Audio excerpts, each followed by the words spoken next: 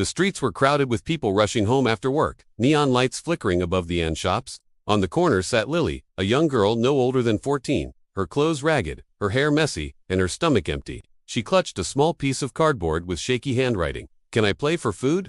Most people walked past without a glance.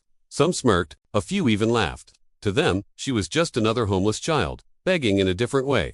But Lily's eyes held something unusual, a quiet determination. A group of teenagers noticed her sign. "Play for food," one of them mocked. "What are you going to play on?" "A trash can lid."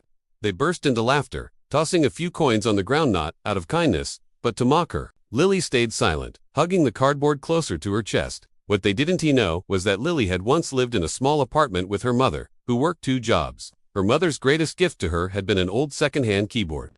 Every night, Lily would play softly until she fell asleep. Music was her comfort, her secret world. But after her mother passed away, Lily lost everything except the music still inside her. One evening, Lily sat outside a small cafe, watching people through the window as they ate warm meals. She noticed an old upright piano in the corner of the cafe. Her heart pounded. This was her chance. Clutching her cardboard sign, she approached the cafe owner, a gruff man wiping down tables. "Sir," she whispered, "if I play, could I have something to eat?" He raised an eyebrow, suspicious.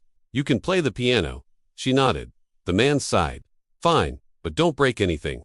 If you're no good, you're out." Lily sat down at the piano. Her small, thin fingers hovered nervously above the keys. For a moment, the cafe buzzed with chatter and clinking glasses. But then she pressed the first note. It was soft, delicate, almost fragile. Then another, and another. Suddenly, the melody grew rich, powerful, alive. Her hands moved faster, weaving sounds that filled the cafe with beauty. The noise died. Forks and spoons were left untouched. Conversations stopped mid. Every ear turned toward the girl at the piano. Her music told a story of pain and loss, but also of hope and resilience. It was as if every struggle she had endured transformed into sound, touching the hearts of everyone who listened. When she finally stopped, the cafe was silent. For a heartbeat, no one moved. Then, slowly, people began to clap softly at first, then louder, until the entire cafe erupted in applause. The cafe owner stood frozen, his jaw open. Where did you learn to play like that?" "My mom," Lily whispered, her eyes shining with tears. "She taught me before she was gone." The man swallowed hard and hurried into the kitchen. Moments later, he returned with a plate of steaming food. "Eat," he said gently, "as much as you want." Unbeknownst to Lily, several customers had recorded her performance on their phones. By the next morning, videos of the homeless piano girl flooded social media.